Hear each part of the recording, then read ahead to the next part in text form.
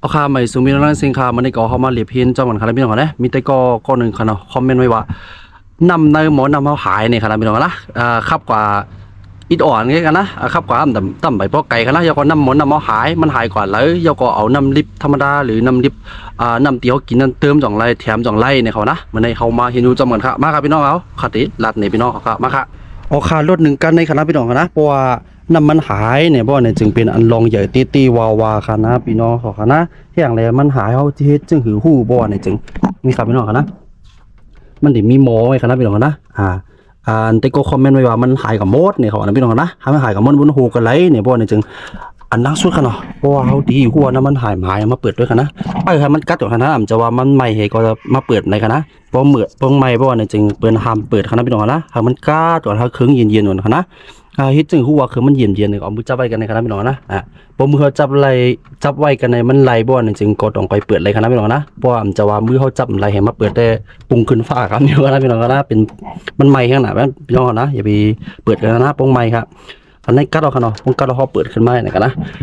เปิดขึ้นมาในเอาด้วยว่านี่ครับเนาะน้ำมันดีอยู่กันในคณะพี่น้องนะน้ำมันดีอยู่กันใน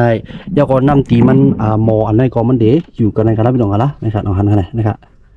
มันเลยเป็นสีฟ้าสีนั่นอยู่กันในคณะพี่น้องนะเพราะว่ามันแห้งว่าเนี่ยจะเขาจะเลยเจ็ดตัวกันนะเจ็ดตัวว่าไอ้เนี่ยหมอน้ำมันกันนะหมอน้ำมันในจ่องมันหูจ่องมันกะไม่กะตำขนาดมันจะมีไม่กะตำขนาดจ่องไม่กะตำขนาดมันหูกันไหลเขาเจ็ดตัวกันนั่นก่อนกันนะ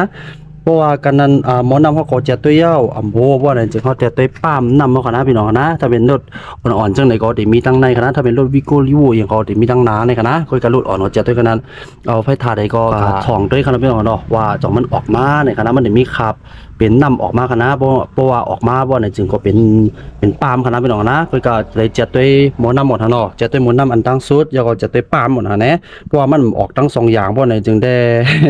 ลองเปิดฟ้าให้ไหนเติมน้ำเตรียมให้ก็ลองสตาร์ทด้วยกันนะปงปรุงคุณมากกันในได้ประกันฟ้าสูบหรือกัสแกปปีนอของไกวกันนะพี่น้องนะ